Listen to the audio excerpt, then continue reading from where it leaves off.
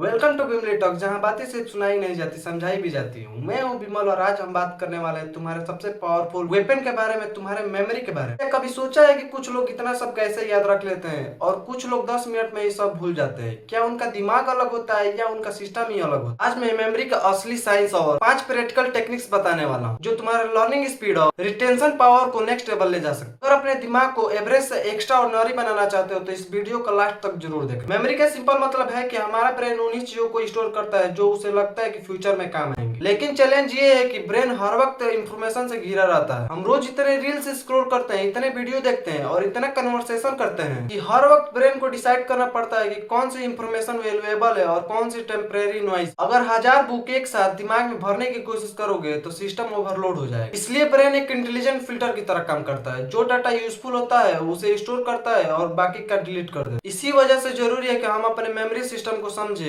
और उसे स्ट्रॉन्ग बनाने के तरीके जाने। सबसे पहला रूल है फोकस को समझना, क्योंकि फोकस परमानेंट स्टेटस नहीं होता, वो वेव की तरह आता जाता रहता है। इसीलिए 20 से 25 मिनट का शॉर्ट स्टडी सेशंस रखो और उसके बाद 2 से 5 मिनट का ब्रेक लो, क्योंकि इस पैटर्न से ब्रेन ओवरलोड नहीं होता और रिटेंशन नेचुरली स्ट्रांग होता है। और दूसरा पावरफुल रूल है सेल्फ टेस्टिंग। सिर्फ बार बार पढ़ना इफेक्टिव नहीं होता, लेकिन जब तुम खुद से सवाल पूछते हो तो ब्रेन रिटेबल मोड में चला जाता है, बिल्कुल सूटकेस की तरह, जहाँ अलग अलग कपड़े उठाना मुश्किल होता है लेकिन एक जगह रखकर सबको उठाना इजी लगता है। अब हम बात करेंगे रूल नंबर 4 की, मल्टीपल सेंसेस का यूज करना। जब तुम देखते भी हो, सुनते भी हो, लिखते भी हो या रिपीट करते हो तो ब्रेन में लर्निंग इंपैक्ट कई गुना बढ़ जाता है, सब एक्टिव हो जाता है और मेमोरी लॉन्ग टर्म में कन्वर्ट होने लगती है। और सबसे अंडररेटेड लेकिन पावरफुल चीज है रेस्ट और रिकवरी। ब्रेक लेना टाइम वेस्ट नहीं है, लर्निंग का ही पार्ट है, क्योंकि ब्रेन कंटिन्यूअसली फोकस मोड में नहीं रह सकता। हर 20 से 25 मिनट के बाद ब्रेक लो और सबसे इंपॉर्टेंट प्रॉपर स्लीप लो, क्योंकि दिन भर जो भी पढ़ा होता है ब्रेन उसे स्लीप के दौरान ऑर्गेनाइज और परमानेंटली स्टोर करता है। साथ ही रेगुलर एक्सरसाइज भी जरूरी है, क्योंकि एक्सरसाइज के दौरान बॉडी एक स्पेशल प्रोटीन रिलीज करती है जिसे BDNF यानी ब्रेन ड्राइव्ड न्यूरोट्रोफिक फैक्टर कहते हैं। ये प्रोटीन न्यूरॉन्स को स्ट्रॉन्ग करता है और नए नए कनेक्शन डेवलप करने में हेल्प करता है और मेमोरी को स्टेबल करता है। इंफॉर्मेशन को अगर ईट समझो तो BDNF